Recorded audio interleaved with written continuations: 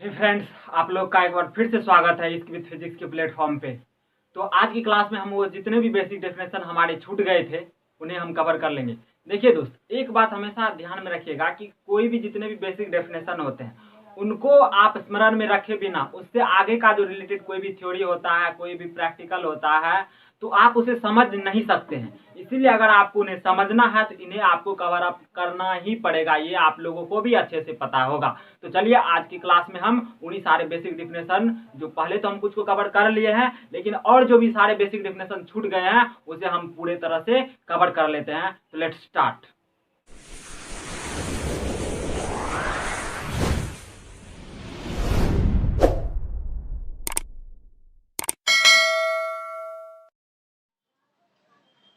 तो चलिए देखते हैं यहाँ पे कुछ और सारे बेसिक डेफिनेशन है। आज की क्लास में हम इसका चर्चा करेंगे। देखिए यहाँ पे लिखा है पारदर्शी पदार्थ। क्या लिखा है? पारदर्शी पदार्थ। और इसका इंग्लिश में ट्रांसपेरेंट। ट्रांसपेरेंट आप लोग सुनोगे ट्रांसपेरेंट बॉटल। Transparent bottle. तो ट्रांसपेरेंट कहने का मतलब होता है कि जिन पदार्थों से होकर प्रकाश पूर्ण रूप से गमन कर जाते, यानी कि हमको जिस पदार्थ से हमको आर पार दिखाई दे, हमको आर पार अगर हम इधर से देख रहे हैं तो उस पदार्थ में वो पदार्थ है, वो पदार्थ एग्जिस्ट कर रहा है, बट उसके पार हमें दिखाई दे रहा है। उन पदार्थों को हम क्या कहते हैं? पारदर्शी पदार्थ कहते हैं। क्या कहते हैं? पारदर्शी पदार्थ। और पारदर्शी पदार्थ देखिए, बचपन में जब आप शक्तिमान सब देखे होंगे तो उनमें एक सेंस आता है, और उस सेंस के लिए क्या होता है कि शक्तिमान को कैद कर दिया जाता है, ठीक है ना। एक शीशे से बनी, कांच से बनी एक बोतल में कैद कर दिया जाता है, तो उनसे बाहर निकलने के लिए उनके पास कोई ऑप्शन नहीं होता है। तो वो इस लाइट का ही सहारा लेते हैं। आप देख रहे हैं लाइट का कितना इंपॉर्टेंस है। तो वो माइंड में आता है कि जब वो मतलब उस शीशे के अंदर आता है तो वहां से लाइट उस बैरियर को पार करके उसके पास आते रहती है। तो उनका सिंपल सा माइंडसेट ये लगता है कि जब प्रकाश आ रही है तो प्रकाश बाहर भी निकलेगी, और इस तरह वो खुद को प्रकाश में कन्वर्ट करके उधर से बाहर निकल जाते हैं। तो आप ये मेन फोकस ये है कि जो पारदर्शी पदार्थ होता है, जो वो पारदर्शी पदार्थ के जो आर पार होता है प्रकाश आ और जा सकता है। तो जिन पदार्थ से होकर प्रकाश पूर्ण रूप से, यानी कि पूर्ण रूप से गमन कर जाती है उसे क्या बोलते हैं? पारदर्शी। पारदर्शी पदार्थ कहलाता है। पूर्ण रूप से गमन कर जाती है पारदर्शी पदार्थ कहलाता है।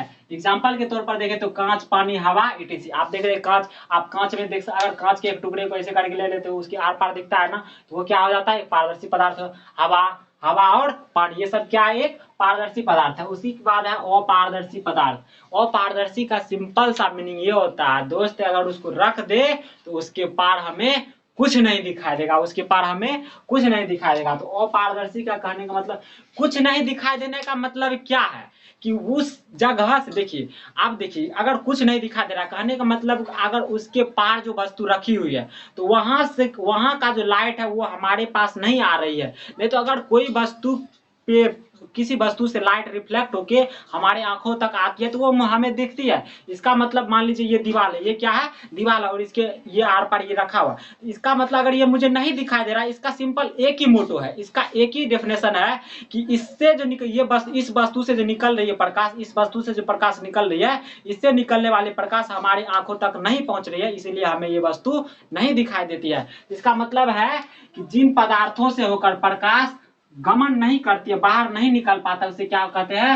अपारदर्शी पदार्थ कहलाता है। ठीक है, जैसे ईट, लकड़ी, आप समझ सकते हैं मैं किस चीज की बात कर रहा हूं। उसके बाद है पारभासी पदार्थ, इसको अर्ध पारदर्शी, सिंपल सा पारभासी कहें या अर्ध पारदर्शी कहें, दोनों का मतलब क्या होता है? सेम ही होता है। देखिए इसका होता है ट्रांसलूसेंट। क्या होता है? ट्रांसलूसेंट। देखिए जिन पदार्थ से होकर प्रकाश का कुछ ही भाग बाहर निकल पाता है और कुछ भाग अंदर ही रह जाता है, यानी कि कुछ को वो अवशोषित कर लेता है, वो जो पदार्थ होता है वो उसको बाहर नहीं निकलने जाने देता है। तो इसीलिए क्या होता है कि कुछ ही भाग बाहर निकल पाता है, उसे क्या कहते हैं? पारभासी पदार्थ कहलाता है। जैसे तेल लगा हुआ, आप किसी कागज, कोई कागज का टुकड़ा लीजिए, उसमें तेल लगा दीजिए, ऐसे करके आप देखिए, आपको आर पार तो दिखेगा बट वो फ्रेश क्लियर नहीं दिखेगा। अगर आप ही लोग कैमरा से कोई जगह सेल्फी लेते थे, क्या करते हैं आप?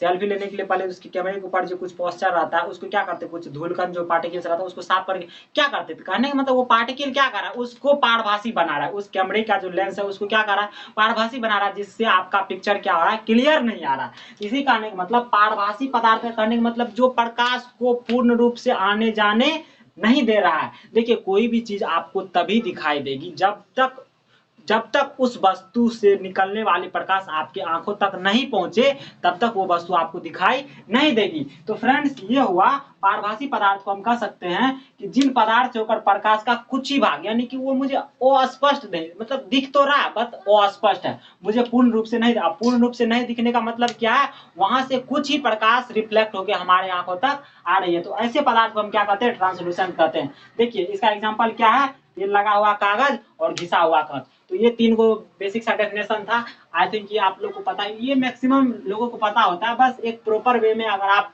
देखते जाएंगे तो कभी गलती होने का चांस नहीं रहेगा। देखिए एक चीज है कि अगर हम बात करें छाया की, अब एक नया टॉपिक है छाया, शैडो। शैडो देखिए इसका डेफिनेशन ये होता है कि जब प्रकाश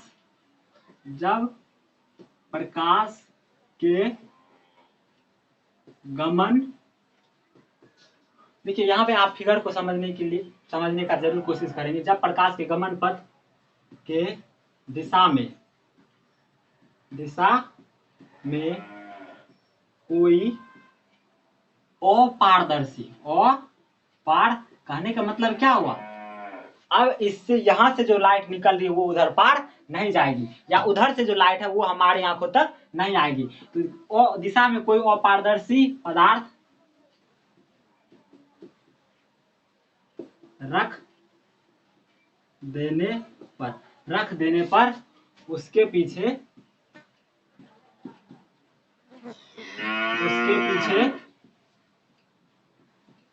अपारदर्शी पदार्थ रख देने पर उसके पीछे बनने वाले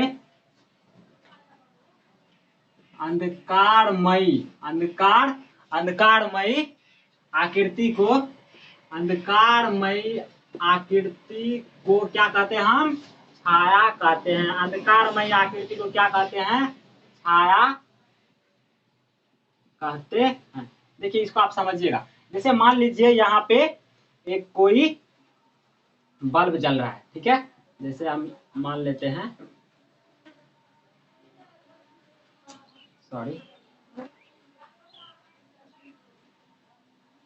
देखिए मान लीजिए यहाँ पे कोई एक बल्ब ऐसे करके आप देख रहे हैं, ये उसका होल्डिंग पॉइंट हो गया और ये उसका कॉन्टेक्टर हो गया।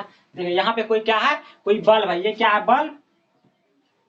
थोड़ा अच्छा दिखना चाहिए, ठीक है ना। अच्छा आगे हम करंट चैप्टर पढ़ेंगे ना, करंट से रिलेटेड कुछ टॉपिक पढ़ेंगे तो वहाँ में हम बल्ब का डिस्कशन अच्छे से कर लेंगे।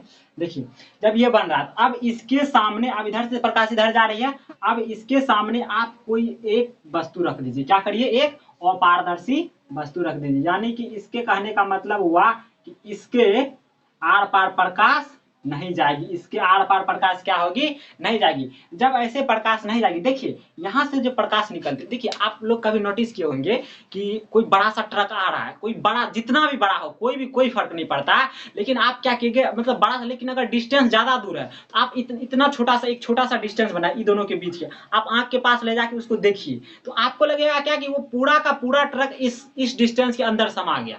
कहने का मतलब वो पूरा जो ट्रक था उसका एंगल इसी के अंदर, एंगल की बात तो ठीक है, बट लेकिन क्या है कि वहां पे वो जो ट्रक है वो आपको मात्र के ऑब्जेक्ट, छोटा सा बिंदु मात्र ऐसे करके दिख रहा है। तो कहने का मतलब अगर आप इससे आने वाले लाइट को अगर आप बिंदु मात्र मानेंगे, जैसे कि मान लीजिए, जैसे कि यहां से आपको ऐसे हो गया, जैसे अगर आप इससे निकलने वाले लाइट को बिंदु मात्र मान रहे हैं, तो यहाँ जो इसके पीछे देखिए, इसके पीछे क्या होगा, इसके पीछे जो इसका आकृति बनेगा कुछ इस टाइप का, ये अंधकारमय आकृति जो बनेगा, ये अंधकारमय आकृति, इसी को क्या बोलते हैं, इसी को बोलते हैं हम, सर ये वस्तु है, ये वस्तु है, ये वस्तु है, और ये जो अंधकारमय आकृति बनी है इसी को क्या बोलते हैं, हम छाया बोलते हैं। देखिए इसको हम क्या बोलते हैं, छाया। लेकिन देखिए अब यहाँ से जो प्रकाश निकल रही है मात्र इसी बिंदु के स्रोत से तो नहीं निकल रही है, मतलब इसी को लेकर के, तो सिर्फ इसी के लिए अब प्रकाश जल रही है। अगर मान के चलिए मैं खड़ा हूं और हम पे लाइट पड़ रही है, तो अब सिर्फ मुझ पे ही लाइट,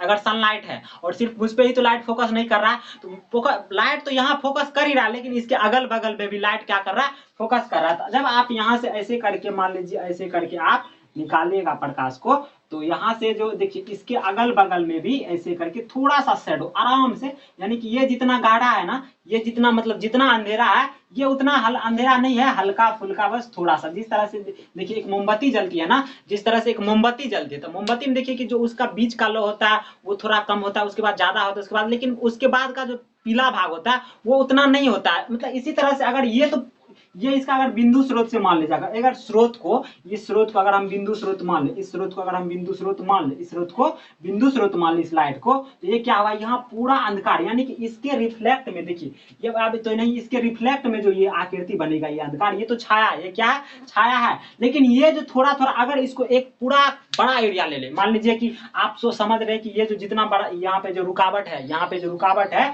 ये रुकावट करने का मतलब इस लाइट जो है इस रुकावट को पूरी तरह से कवर कर रहा है, यानी कि पूरे पार कर रहा है, पूरे पार कर रहा है का मतलब ये तो बनेगा, ये तो बनेगा, क्योंकि ये एक बिंदु स्रोत से मान लेती है तो लेकिन अगर इसके अगल बगल में भी थोड़ा सा हल्का फुल्का शैडो बनेगा, तो इसी को बोलते हैं, इसको क्या बोलते हैं, प्रतिछाया। इसको क्या बोलते हैं, प्रतिछाया, और इसको बोलते हैं उपछाया। इसको क्या बोलते हैं, उपछाया।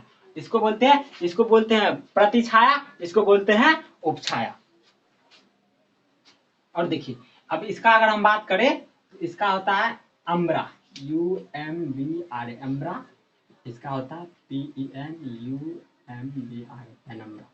क्या होता है, अम्ब्रा और पेनम्ब्रा। तो यानी कि प्रतिछाया और ये क्या है, उपछाया।